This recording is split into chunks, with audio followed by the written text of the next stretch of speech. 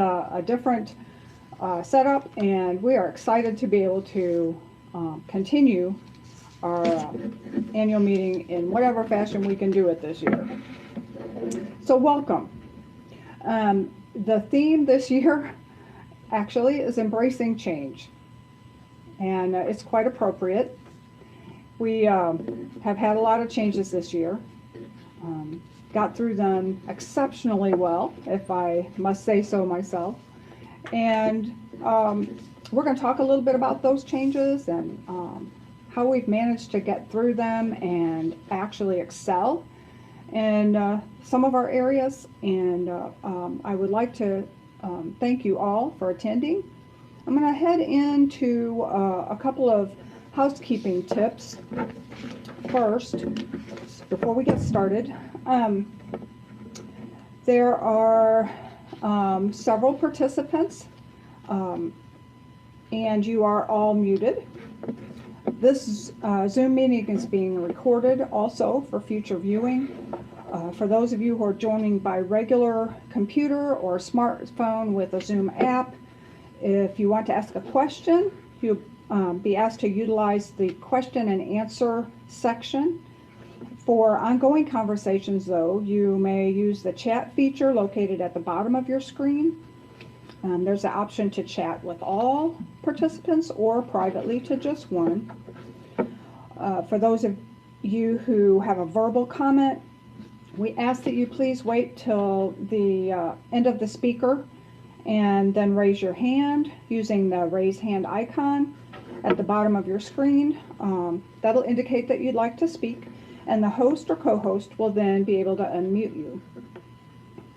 For those joining us by traditional phone, in order to ask a question, you'll need to raise your hand by dialing *9. This will prompt your host that you would like to speak. Again, please wait till the end of the speaker to request to speak. The host will let you know when you have been unmuted from their side, and then you'll need to hit *6 to unmute yourself. I'd like to take a moment also to welcome and thank our interpreter for this evening, whose name is Jessica Lagona. I appreciate her very much in her service for us this evening.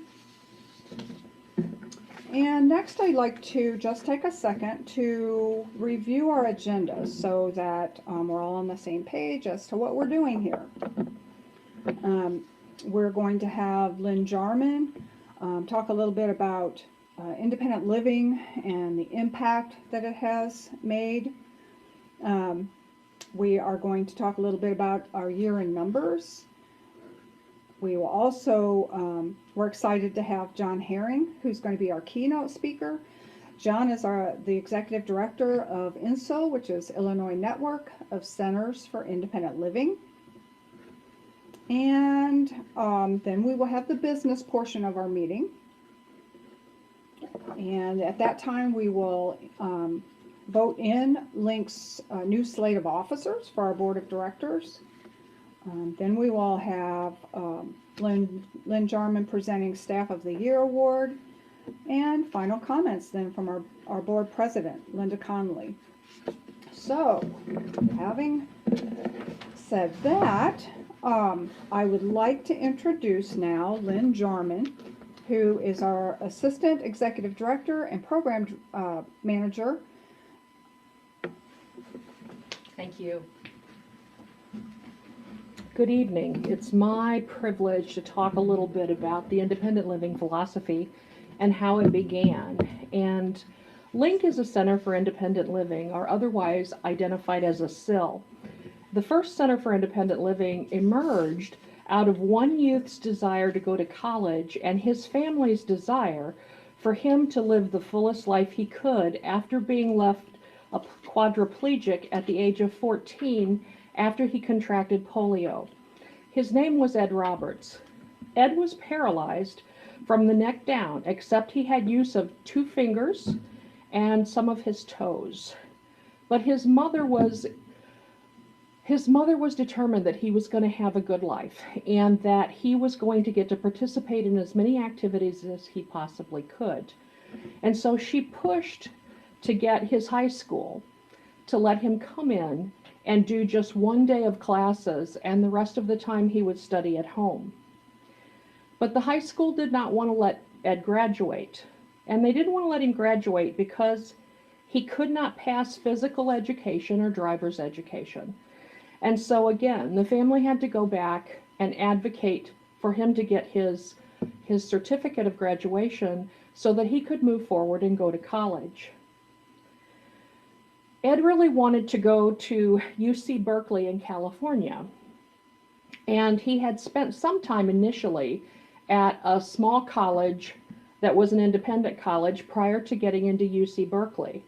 But when he applied at UC Berkeley and they found out that he was a quadriplegic, they basically did not want him to come. And in fact, one of the deans advised them that we've tried cripples before and it just didn't work. And so you can tell how far we've come today, because I would be horrified if someone said that today. But he did not give up. Ed was a real good advocate for himself, and he had learned that off of his mother.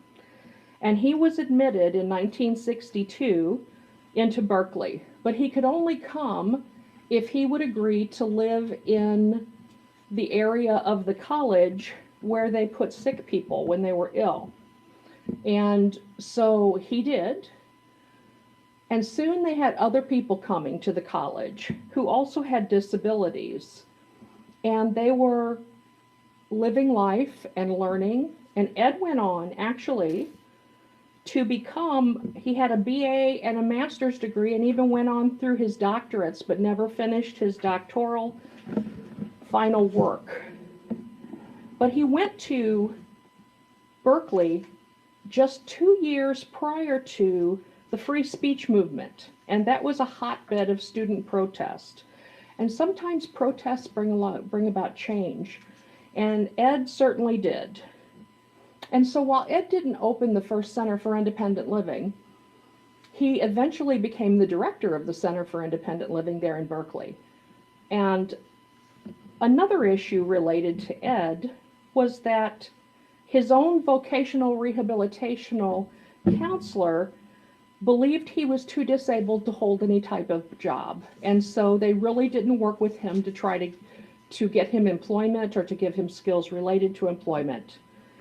Thankfully, Ed did so well that he went on in 1976 to become the director of California Department of Vocational Rehabilitation, the same agency that had labeled him too severely disabled to work. So you ask, why are Centers for Independent Living around, and what is their mission, and what is it that they do that other agencies don't? Well, first of all, Centers for Independent Living are run by people with disabilities for people with disabilities. The mission of our agency overall is to assist people with disabilities to live out the lives that they choose to live out. We don't look at people who come through our doors and say, you're not able to do this, or maybe you should try to go and put together small objects in some type of a work environment where you're only going to make 10 cents an hour. We believe people coming through the doors can and should have every opportunity to pursue whatever their dream is, because we know disability does not mean you're broken. Disabilities have been around forever, and learning to live with a disability is sometimes challenging, but it's not undoable. And so a Center for Independent Living is not a medical model. It's a very consumer-centered model. And because it's a consumer-centered model, we don't look at people as broken. When you go to the doctor, you are a person with a disorder of some kind or an illness, but they look at you as if you're the illness first and then you're a person. And we're not against medical doctors. We just don't find that helping people move forward is always best served by medical model. So, Centers for Independent Living are in all 50 states and all the U.S. territories. They all have to have 5 core services: information and referral, peer support, independent living skills training, transition, both from nursing homes and from high school into adulthood, and advocacy, both individual and systemic. Those are the services that every Center for Independent Living through the United States federally must have. They can have other services, as does LINC, but nobody has to run each program the same. They have the same outcomes, but how they get to those outcomes can be completely different. And so they're allowed to be flavored by the communities that they're in and how they best work within those communities. In the 1980s, there were some families right here in our area who loved their children very much, just like Ed's mother did. And even though their children had disabilities, they wanted to see them progress and they wanted to see them eventually live their own lives where they were happy and satisfied and had opportunities both to work and go to school, to be in their neighborhoods. And so they came together with legislators, and together that very determined group of people formed LINC. And that's how LINC got to be here in our area that serves St. Clair, Monroe, and Randolph County. It was because of a very dedicated group of people who believed that people with disabilities should not be placed into a box and told, this is all your life gets to be. As a mother of 2 young men who both had disabilities, I was very much I was very determined that my children would also have opportunities, as there are many, many parents in our area. And for people who have had disabilities all their lives, we have a whole different variety of people who come to LINC for services. And each one of those people are respected for who they are. They're welcomed into our center for who they are. And self determination is at the very core of everything that we do. And so if somebody comes to us and says they want to write a book, we work with them on helping them learn how to write a book. If they come here and they say, I would like to be the best wrestler that I could be. And if you've ever raised boys, you'll know that wrestling is a big issue. Then we help them look at the steps that it would take for them to become a wrestler. And this might not seem to everyone as if that's the most pragmatic thing for us to do. We work on a lot of other things also, but it's very important to us that whatever that individual sees as their goals in life, that we listen to what they're saying and we follow behind them and they lead the way to success for themselves. We're not a center where you come here and you say, I need this, and we do it for you.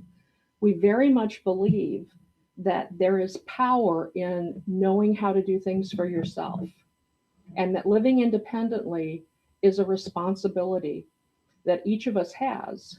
And so we teach each of our people who come in that want to learn independent living skills how they can successfully live together with the community and meet those needs themselves, even if they have to have help to do that. So self-determination is at the core of everything we do. Centers for independent living are gems. They're like gardens where people with disabilities can grow and become whatever they choose to be. They're not enclosed in a type of situation where they have a lot of people saying, you can't do this and you'll never be able to accomplish that. We really believe that people can accomplish whatever they put their minds to, with or without a disability. Thank you. And now I'd like to turn it back over to Lynn Hatfield.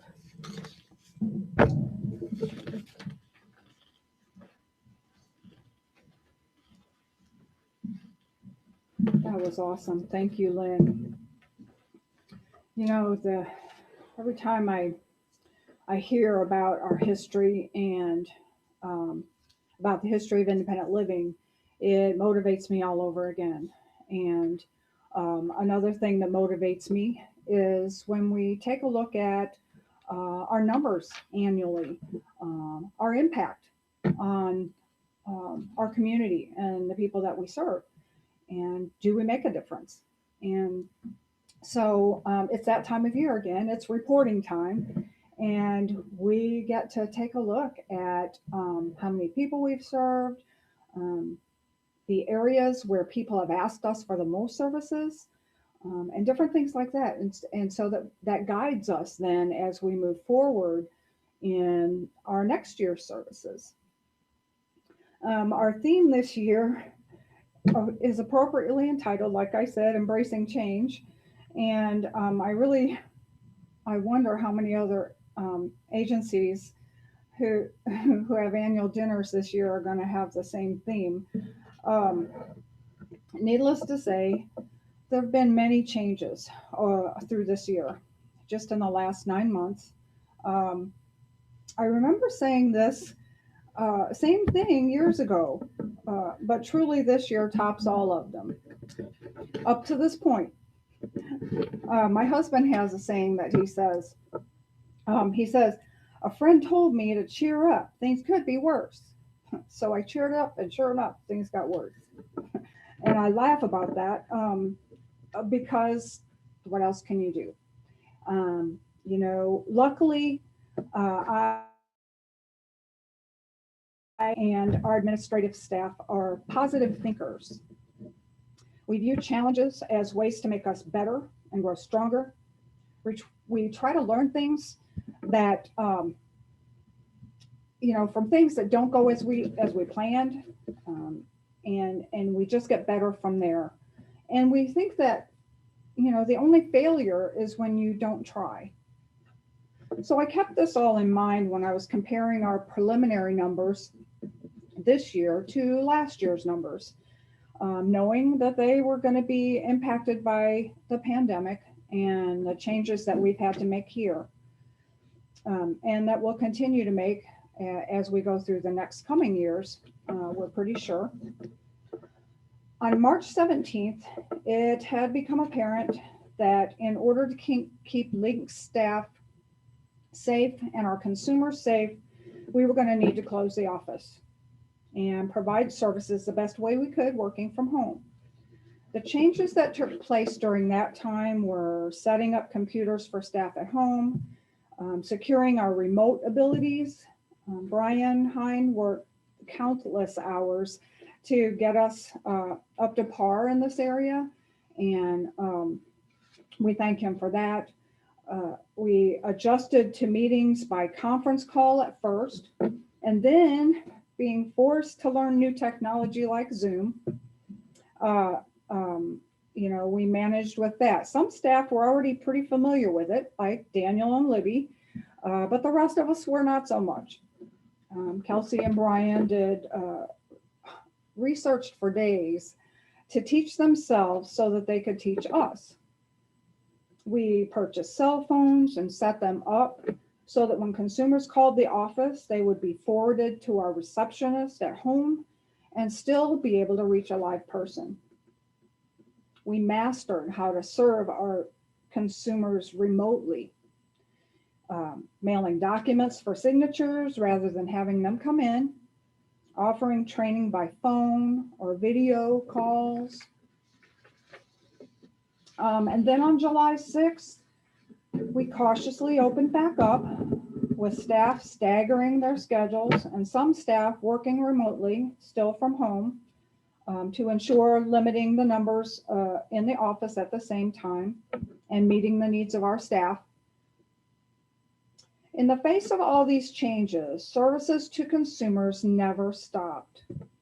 We continued to provide quality services, in some cases even better services, as we were challenged to try harder. In spite of our efforts, unfortunately, our numbers are significantly lower than last year, with an average loss or decrease in numbers of 38%. Here are just a few of the examples. Housing, services, and independent living skills dropped 90 and 80% respectively. This was because much of our housing and independent living skills services are done with individuals who are in our reintegration program. moving from nursing home into the community living. And the nursing homes were closed to outsiders, limiting our ability to serve them. Our children and youth services dropped to almost nothing for a couple of reasons. COVID shut down the schools, limiting our ability to serve within the schools. We released our fast track contract back to the state as it was not supporting itself financially. Then transportation requests slowed 75%, and advocacy assistance was reduced by 51%. INR services dropped 28%. These numbers are extremely sad to see, but not unexpected considering the situation. And not everything was gloom and doom. Many fabulous things happened.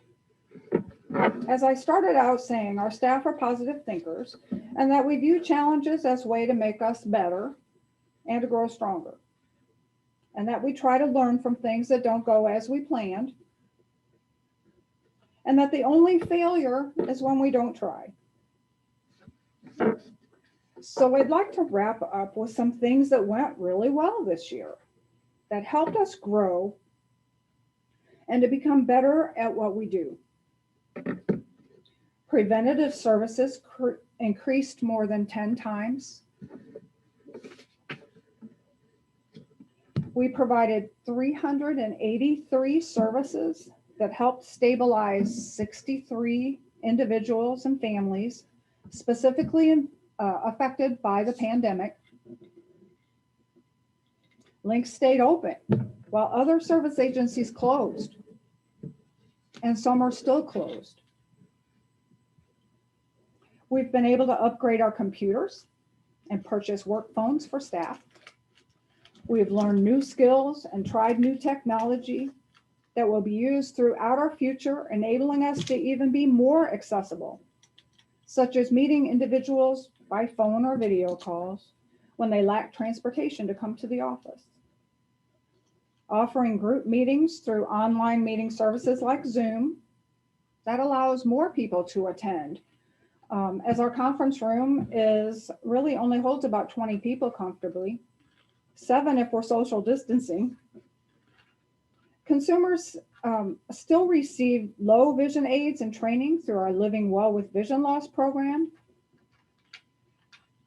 We have significantly increased our funding this year by $56,206 in state and local COVID grant money, along with $130,844 in federal COVID funding, which will be used through September of 2021 to continue to help people with disabilities affected by the pandemic.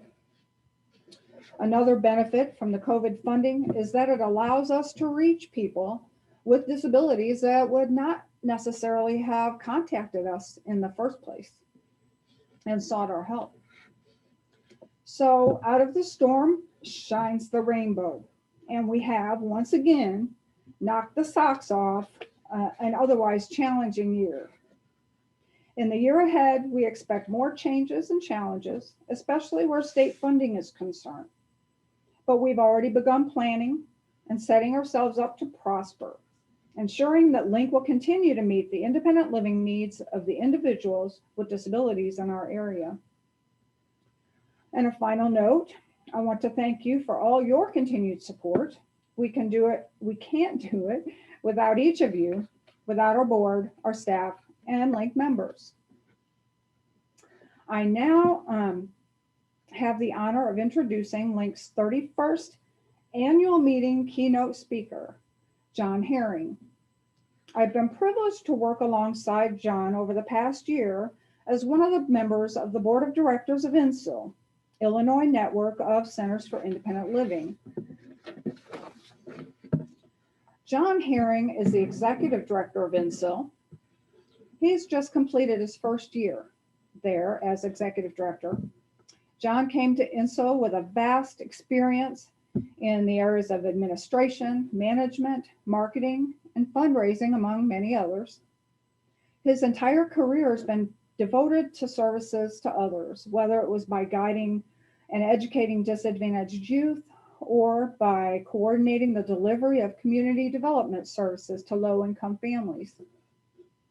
Before his adventure started at NSIL, John was the executive director at Eagle's Nest of St. Clair County, a nonprofit that works to help homeless military veterans achieve their highest level of self-sufficiency and economic independence in East St. Louis.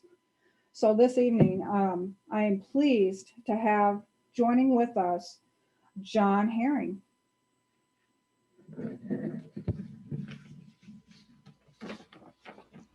Good evening. Can you hear me all right? Yes, we can. Okay. It is a pleasure to be here with you this evening. And we thank Lynn for that introduction. We are looking forward to having a great time this evening as we share with you some things that will encourage you and help you embrace or engage in change. I want to thank Lynn and the committee for giving me the honor of being the LINC's annual dinner speaker. My task this evening is to inspire those of you gathered in the Zoom banquet or the Zoom meeting room, whatever you want to call it. I guess we can't call it a banquet since there's no food around. But this is a Zoom banquet hall.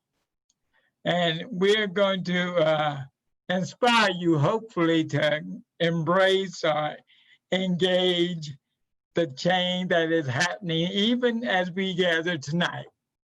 As Lynn said, this is different. This is a different type of annual meeting, but it is an annual meeting that we will not forget. Socrates said, the secret of change is to focus all your energy not on fighting the old, but building on the new. As we celebrate tonight, we cannot sit on our laurels. We thank Lynn J. for the history of the independent living movement and for LINC's history that she just gave. We also thank Lynn H. for sharing with us the services that LINC has delivered this year throughout the 3 counties. We may look at them as decreased numbers, we may look at them as not meeting goals, but I dare you to add the consumer that we help. And they won't in any way think that we had a diminished year, but we had a successful year in their eyes. And we must remember, that's why we're here. We're here for those consumers. Our consumers must always be at the front of our quest. We must continue to strive. As Socrates said, we must continue to build on the new. So where do we go from here? How do we build on the new? Well, during the civil rights movement, this is a question that Dr. Martin Luther King asked. Where do we go from here?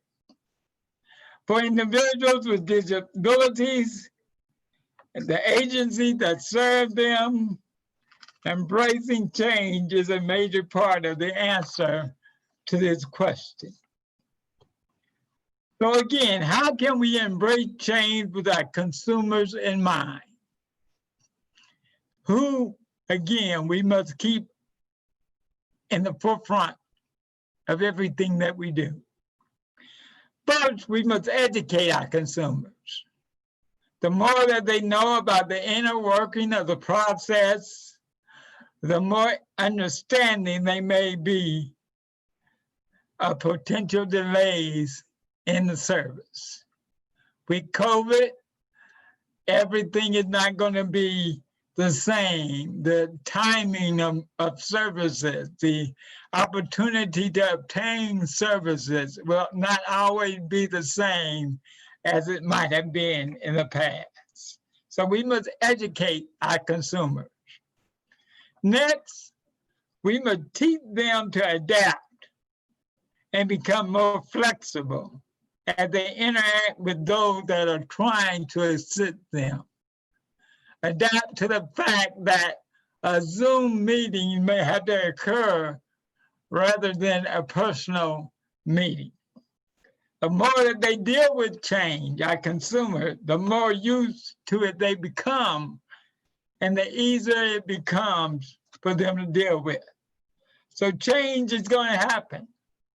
We must help them adapt to that and become familiar with the opportunities that change may bring. And then thirdly, we must inform them that change makes many things possible. Change can open up many doors, and change can open up many opportunities. The more opportunities we have, the more possibilities that may occur. So as we move forward, as we engage in change, we must continue to focus on our consumers' need to be able to live independently in the community of their choice. In doing that, it may mean that we have to do things differently. We may have to think out of the box. We have to embrace change. In order to embrace change, we have to work together. Secondly, how can we embrace change with our agency in mind? By embracing change, our agency can take a step toward greatness. Being good is status quo, but being great allows more potential and opportunity. Improvement is impossible without change.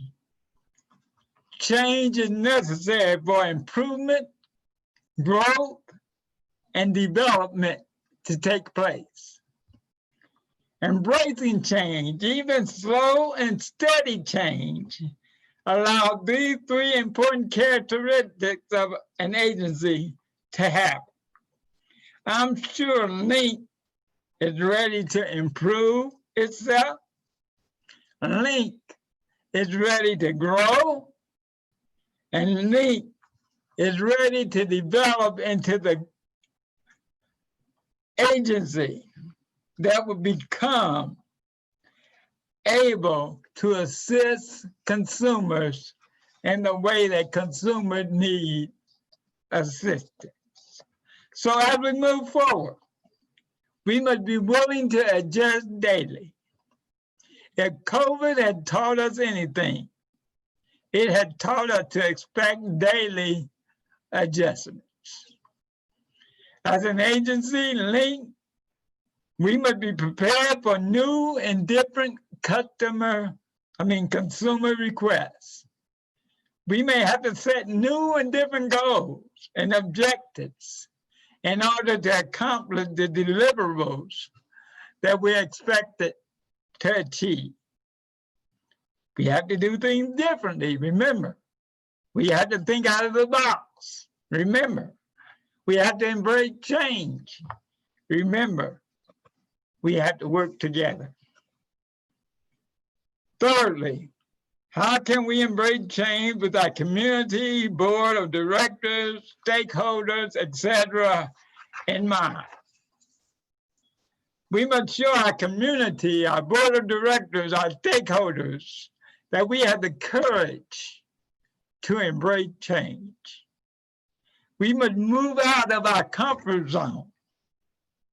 There will always be a certain amount of fear with an embracing of change. We must remember that fear is an illusion in our mind that only stops us from seeking and achieving greatness. As we move forward, we must be willing to be transparent. We must be able to communicate our efforts. We must be able to communicate our needs. we must be able to communicate our vision. LINC has to operate from where you want to be, not from where you are. How is this done? Well, I'm glad you asked. LINC has got to be the best you can be in these uncertain times. Dr. King put it this way: if a man is called to be a street sweeper, he should sweep streets even as Michelangelo painted, or Beethoven composed music, or Shakespeare wrote poetry. He should sweep streets so well that all the hosts of heaven and earth will pause to say, here lived a great street sweeper who did his job well. As one of 22 seals in the state of Illinois, let the counties you serve, the counties of Monroe, Randolph, and St. Clair, let them be able to say that in our county, in our counties, in these 3 counties, LINC is a great advocate for individuals with disabilities, and they do their job well. Remember, we have to do things differently. We have to think out of the box. We have to embrace change, and we have to work together. So here I am, John Herring, Executive Director of INSO. How does INSO fit into this journey that LINC has embraced upon? Another great question. I'm here to answer it. I see INSO, the Illinois Network of Centers for Independent Living, as the glue that connects LINC to the other 21 seals in the state. INSO must be the umbrella that keeps each seal focused, protected, and moving forward. NCL must take the lead in representing, advocating, and ensuring that LINC, as well as the other 21 seals, are in the front or on the front line of the disability fight. They're building up the new that Socrates talked about. Tonight, as we celebrate LINC's annual dinner, as we celebrate the 30th year of the victory of the signing of the ADA bill, we must continue to engage and embrace change. When it comes to advocating for individuals with disabilities, we must continue to fight. We must continue to keep the faith. And we must continue to stay the course. We, the consumer, the agency, the stakeholders, must remember that we all have a dog in this fight. We all have a pony in this race, and that we all have a job to do. So you'll put up what was sent out. I want to just read to you as you read and ponder yourself the following story. And it is a true story. This is a little story about 4 people named everybody, somebody, anybody, and nobody. There was an important job to be done, and everybody was sure that somebody would do it. Anybody could have done it, but nobody did it. Somebody got angry because it was everybody's job. Everybody thought that anybody could do it, but nobody realized that somebody wouldn't do it. It ended up that everybody blamed somebody when nobody did what anybody could have done. LINC I just want you to remember your ABCs as you continue your fight, your advocacy for individuals with disabilities. Those ABCs said that everybody can advocate, brainstorm, collaborate, delegate, evaluate.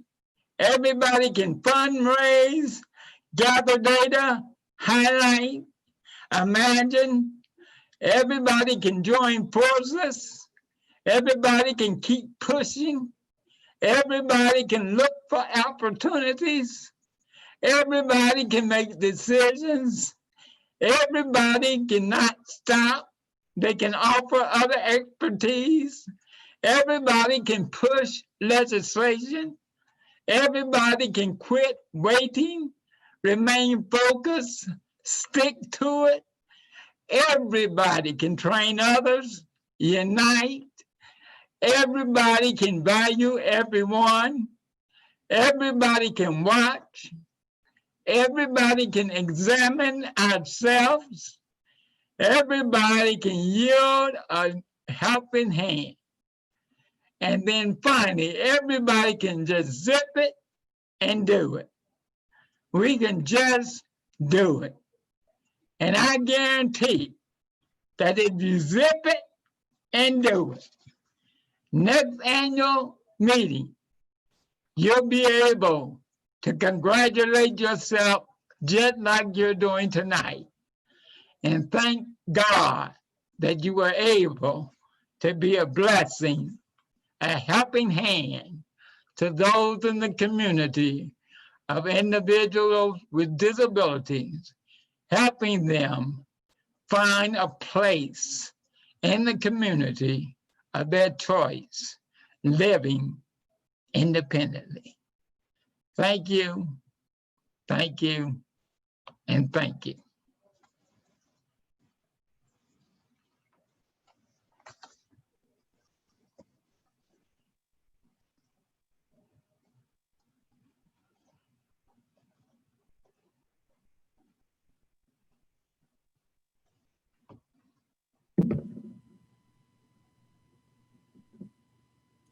Thank you, John, for a great presentation. That was amazing.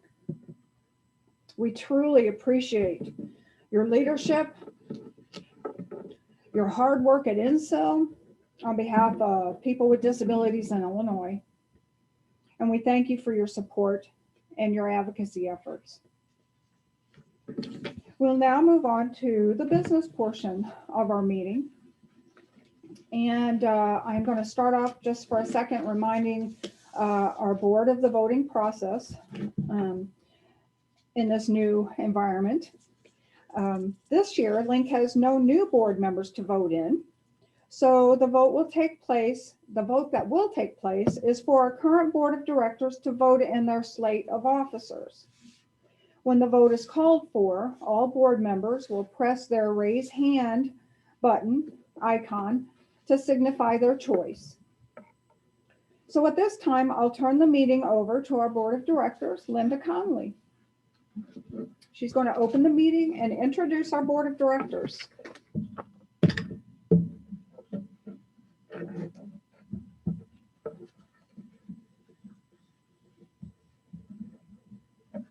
Good evening and welcome everybody. And yes, I think John's presentation was absolutely wonderful. There was a lot of excellent points about embracing changes.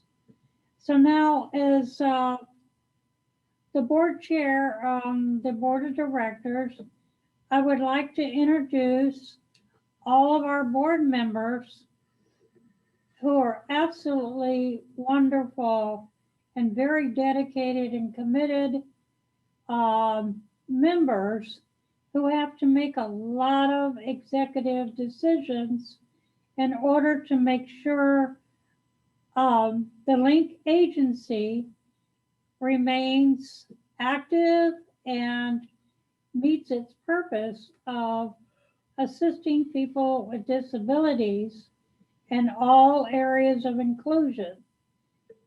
And so with that, I will begin with John Aldridge, Tiffany Anderson, Linda Conley, Board Chair, Peter Dodge, Tony Hill, Disability Advocate, Bradford Lee Lewis, Patricia McWilliams, James Morgan, Vice President, Ernest Wright, Dan Segrist, Julie Wakefield, our Treasurer, and Mary Jo Weir.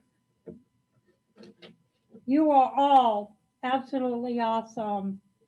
And now I'm going to turn it back over to Lynn Hatfield, who will conduct the election for board officers.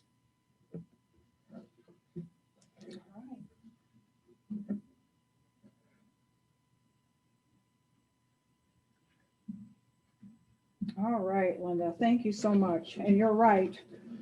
We have a fabulous board of directors. They're passionate about the job that they do, and they value the mission of LINC, opening doors for people with disabilities through education, advocacy, and independent living resources. So at this time, I need to ensure that we have a quorum, and as we checked our attendees, I see that we do. So now I'm going to move on to remind those of our board of our slate of officers. Linda Conley, President, Jim Morgan, Vice President, Julie Wakefield, Treasurer, Dan Segrist, Secretary, Tony Hill, Disability Advocate. Now remember that only LINC board members are eligible to vote for their slate of officers. At this time, can I please have a motion from the board to accept the slate of officers for the next fiscal year, October 1st through September 30th, 2021.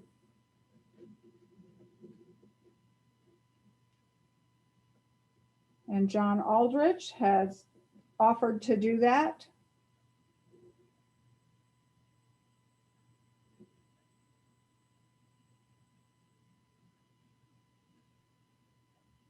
I so move. Thank you, John. And then can we have a second, please? And I believe Tiffany Anderson offered to do that. Tiffany Anderson, motion to second. Thank you so much, Tiffany. Now for the process of voting, will all who are in favor of this slate of officers continuing for the next year, please hit your raise your hand icon.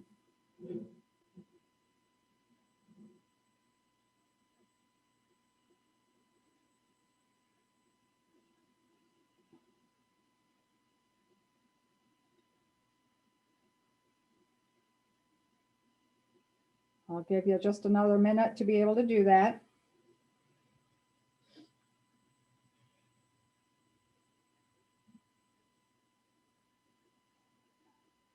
Awesome. And thank you for that. And so for any opposed, please do the same thing. Hit your raise hand icon.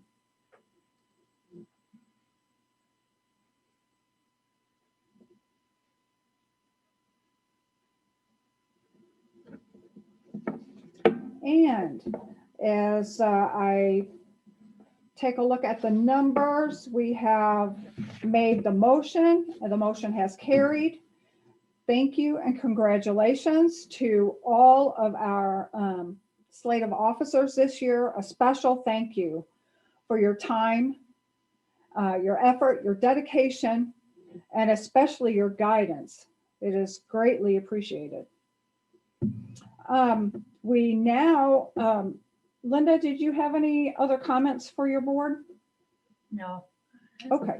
Okay, we have now come to the part of our annual meeting that creates comical competition through the whole year amongst our staff. To present our Staff of the Year award, here again is Lynn Jarman.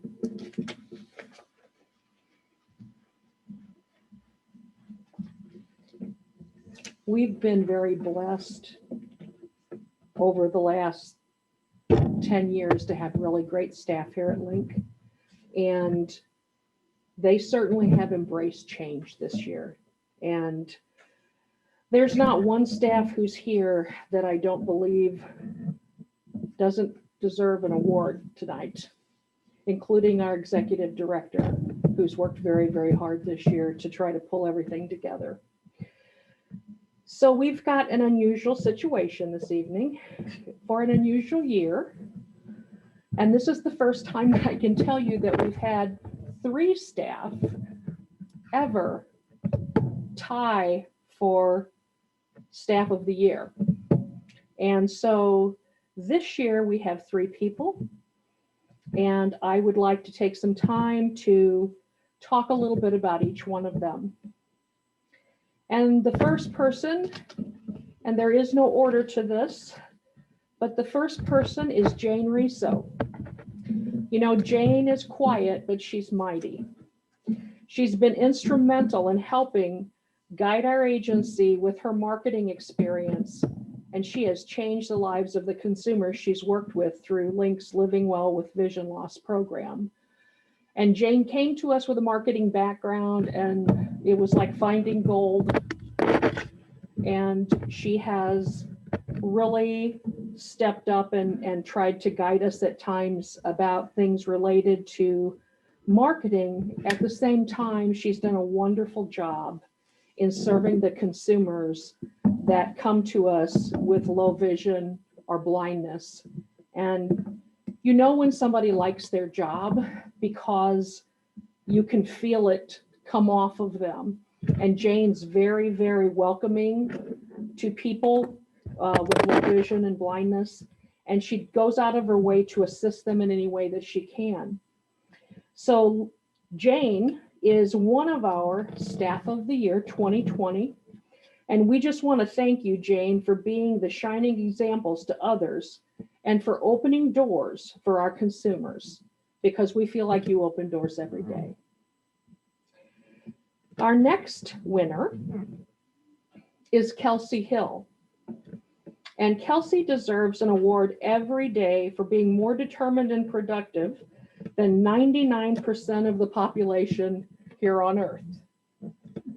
Kelsey is just a knowledge absorber, and she likes to be involved in things. She volunteers for things. She goes out of her way to make sure that LINC staff have the knowledge that they need. And she also is just a really good worker. She cares about getting people out of nursing homes. She cares that they come back into the community in a way that's going to be satisfying for them. And she follows through and makes sure to help them with their needs as they go forward in their life. And it's a big deal to get to come out of the nursing home. And it takes a whole lot of work. And it is both emotionally and physically at times. It's a struggle. You know, there's a lot that goes into putting somebody's house together when they've been in a nursing home and they have nothing to come back out to. And so, Kelsey, you also, by your peers, have been chosen as one of the Staff of the Year 2020 to receive this award. And we want to thank you for being a shining example to others and for opening doors for your consumers, because we know that you do every day. Last but not least, in our trifecta of staff awards, There is Libby Oxenham. And the people who give us their votes often write things about the people that they're voting for. And so I would like to read two of different things that staff have said about Libby. Staff said, I admire and am inspired by her relentless advocacy for the deaf community, along with her positive attitude and willingness to help wherever she is needed. She's awesome and is such an asset to LINC and to the world at large. And then there was another comment that said, I believe she has represented LINC Inc. well within the organization and with our constituents. She is a leader in her field with the hard of hearing and deaf community. She has made great strides to improve not only our local area, but other regions as well, in regards to awareness and inclusion of our hard of hearing and deaf community. Her involvement with political head figures has only served to bring more inclusion during these times. Even with COVID, she did not stop her work. When she saw a section of our community population being left out of basic communication rights during these crucial times, she acted where she could. Thanks to her and others, we now have ALS interpreters on the local St. Clair County emergency streaming channel, as well as other places. She has personally assisted with me in staff development at LINC Inc. to develop my skills in the ASL, so I may be more inclusive in my field. For these reasons, I think Libby deserves the award. Thank you. I also want to add that Libby is another little dynamo. She gets out there and she goes, and it doesn't matter if she knows exactly what the situation is. She always finds a way to help in the situation. So Libby, you have received this award. And although I'm presenting it, it's an award of your peers. And we thank you for being a shining example to others and for opening doors for our consumers. To all three of these ladies, job well done. And we appreciate your efforts, and we appreciate all that you do for the consumers that we serve here at LINC. A candy bar for each of you.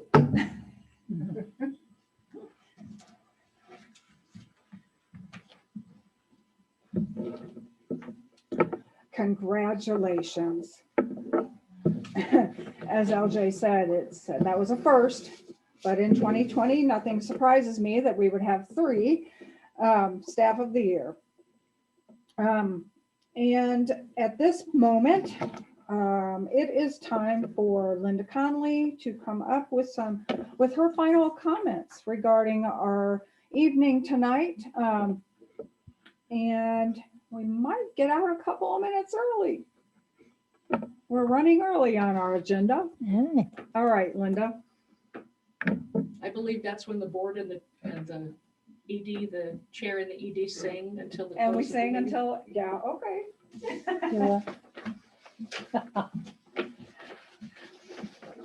I tell you, this has really been an awesome meeting, considering we have experienced a different way of doing it this year.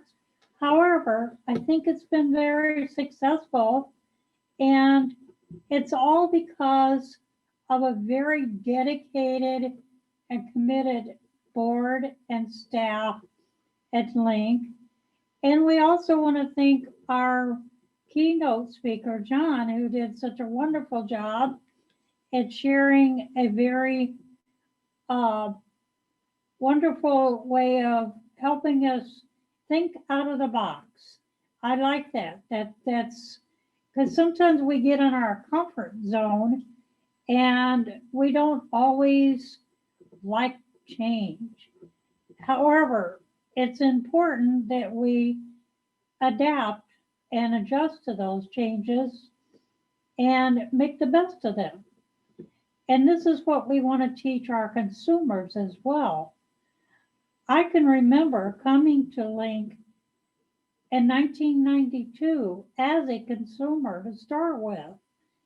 And I have come a long way, not only as a consumer, but a volunteer, which brought me to serving on the board of directors, which I find it to be a high honor to be able to oversee a whole entire agency, work closely with our administrative staff, executive directors and assistant directors, and our direct program and services staff, and with such a great board. It's a wonderful experience. And as a consumer, I can truly relate to the needs that our consumers have. I can truly relate to the apprehension where they're, wondering what tomorrow's going to bring. How am I going to do, laundry or clean house, or how am I going to get my bills paid, or the excitement of getting out of a nursing home, or just being able to communicate. One of the areas that I think we have done really well with is our low vision and blind support group called New Seekers have been spending time once a week on what we call our social hour. And during that time, the consumers with low vision and blind, they connect on Zoom, and we just hold a couple of hours of all kinds of topics and information and resources. And it's a way to also help break up isolation, having to remain at home so much. And Jane and Daniel Hopkins have both been instrumental on leading this group. And so we've actually had some very, very good turnouts with calls. Sometimes we have 6 or 7 people. Sometimes it might be 2 people, but it's still a productive meeting. And as a result of this meeting, this social hour, we have now expanded it statewide with all the other centers for independent living that work with low vision and blind to bring together a quarterly conference call that we can share our ideas, we can share information, we can share concerns, whatever's on the person's mind that day. And we just had our first quarterly meeting, and I thought it went really well. So I'm looking forward to that next quarterly meeting. Also,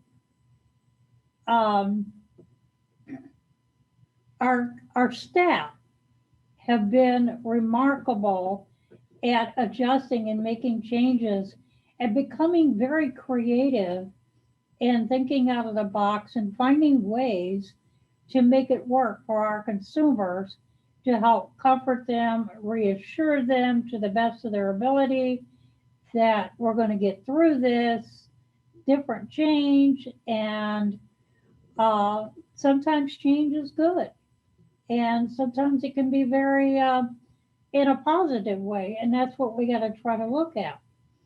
So I would like to introduce our staff, who are truly remarkable, and they deserve, all of them really deserve an award as on a whole entire staff.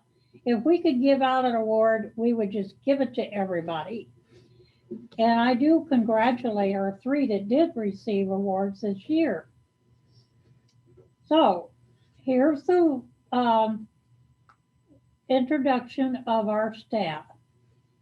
Tyler Dirks, he works with our personal assistance home service program. John Douglas, who works as a community advocate and community outreach and resource person and information and referral, and whatever hats he wears. Sometimes there are many. And he covers our Randolph and Monroe County areas for us. Amy Ingalls.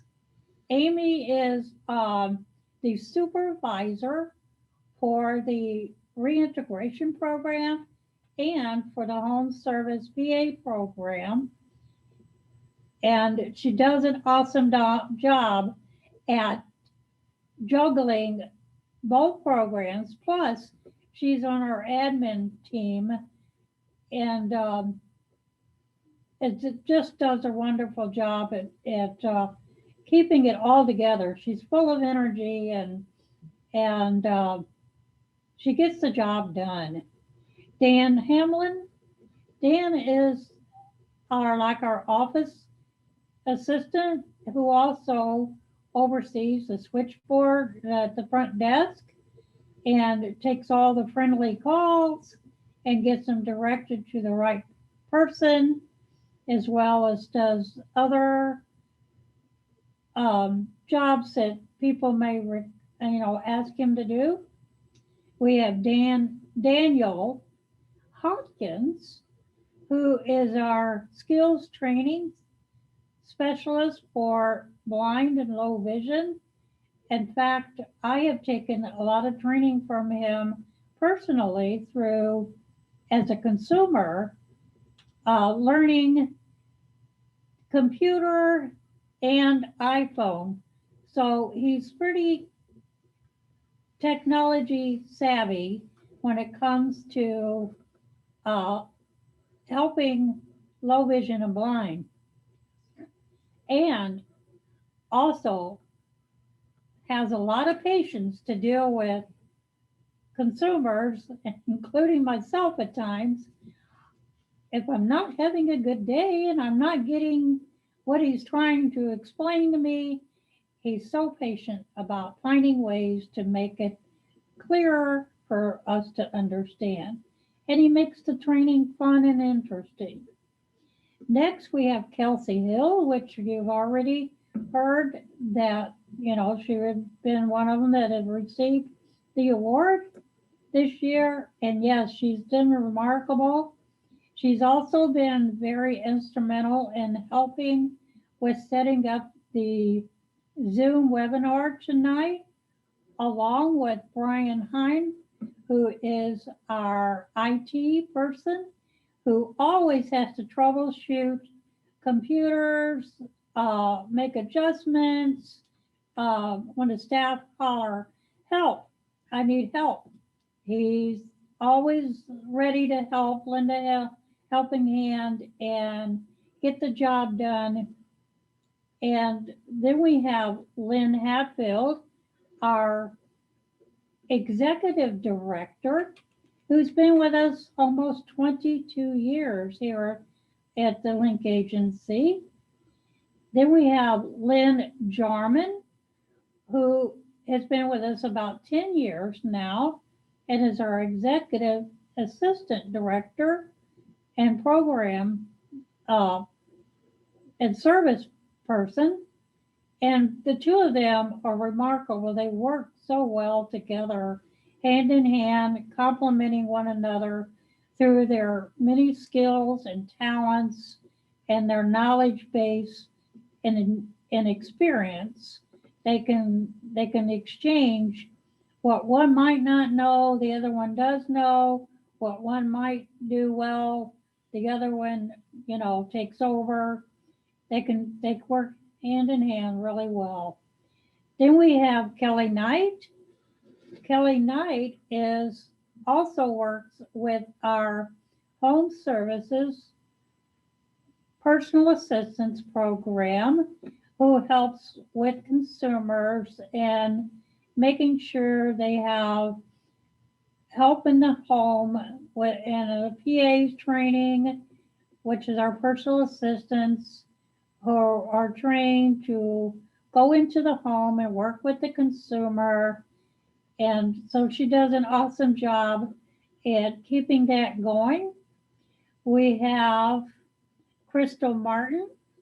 Crystal Martin has worked with our equipment loan program, and she's been really great with that because, believe it or not, most people don't realize that an equipment loan program is such an asset because a lot of people cannot afford to purchase, let's say, a walker or canes, a walking cane, or a wheelchair, or a shower chair, or, any kind of adaptive equipment they may need either temporarily until their insurance possibly will purchase it for them, or they may just need it on a temporary loan.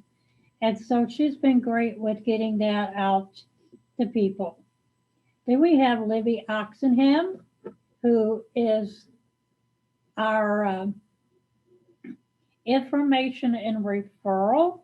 So she's always connecting with consumers and their families by answering a lot of questions, providing them resources, getting them directed to the right program and services, and helping with our deaf community in communicating and making sure those consumers also get their needs met.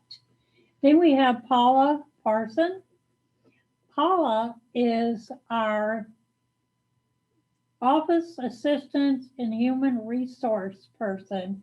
And goodness knows she has a lot of paperwork to do and handling payroll and doing whatever is needed between Lynn Hatfield and Lynn Jarman in the areas of administrative work. In fact, we're getting ready to prepare for our independent audit for the year, which requires a lot of paperwork. And goodness knows, Paula will give me a call and say, Linda, I have more paperwork for you to sign. So then next we have Jane Riesel. And Jane, there again, she is works with our low vision and blind program, which is our older blind grant. And she's been so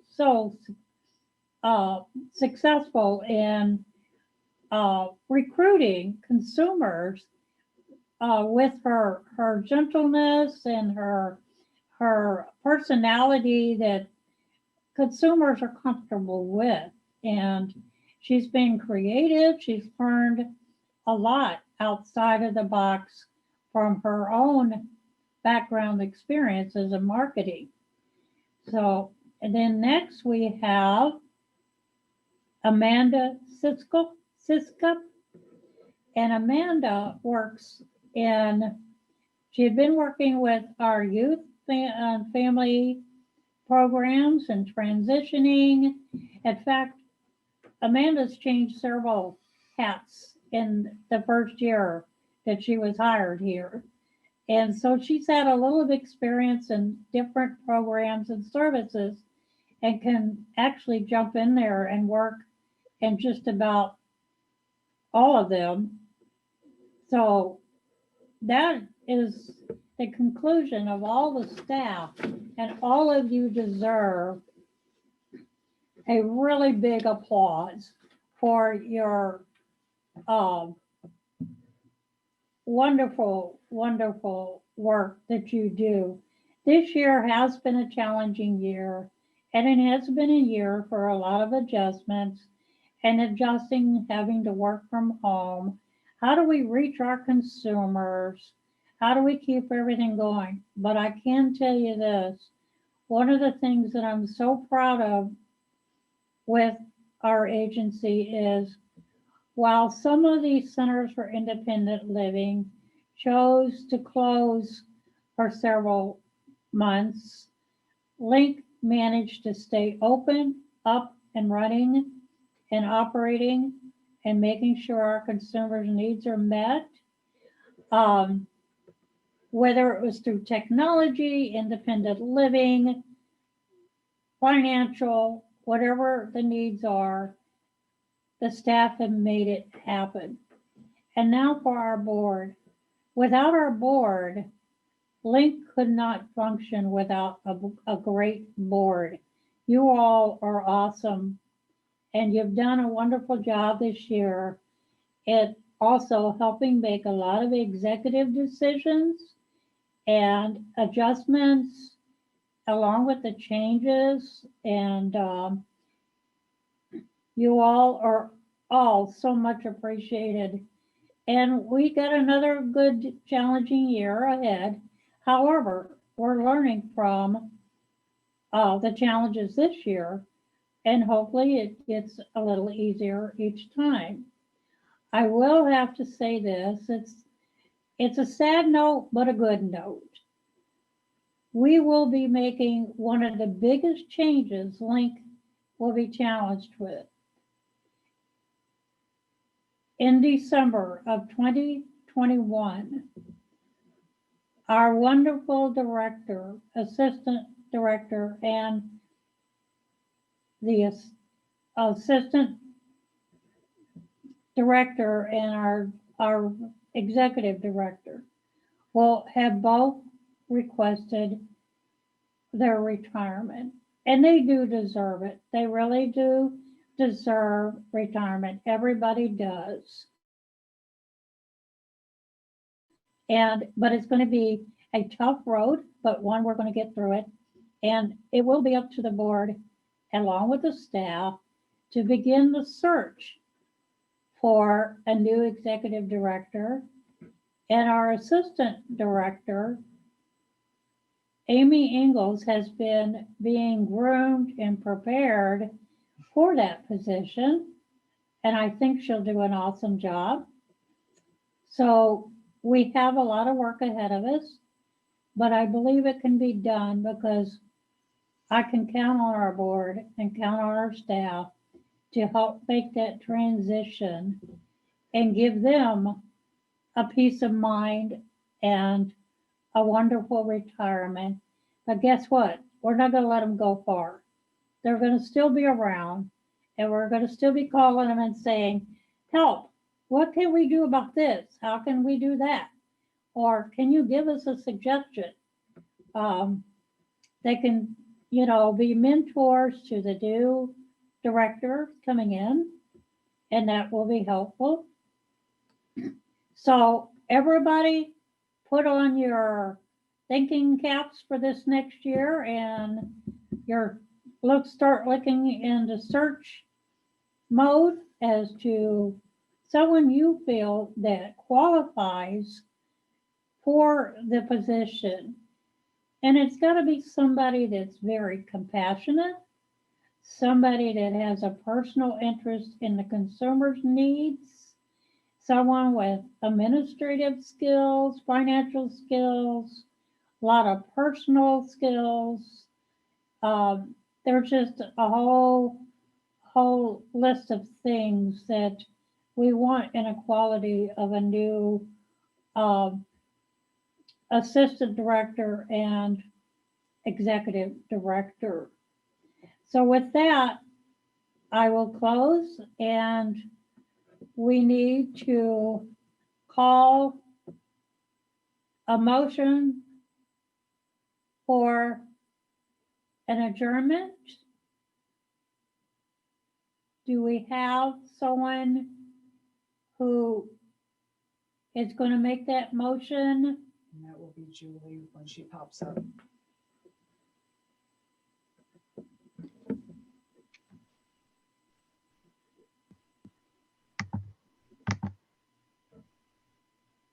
Can you guys hear me? Yes. Yeah.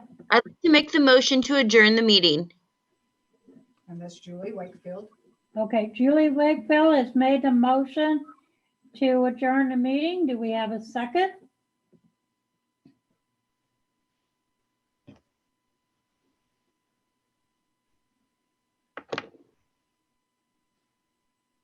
This is Dan. I second. Dan has seconded the motion. If all is in favor, press your icon hand up.